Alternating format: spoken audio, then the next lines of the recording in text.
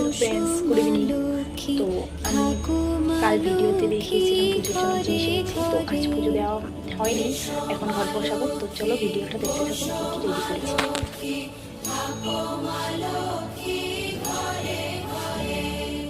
গাছে থাকা ফুল ফলার মাঠে সোনার ধান, ও মা গাছে থাকা ফুল ফলার মাঠে সোনার ধান, দুধে ভাতে বেঁচে থাক মা তোমার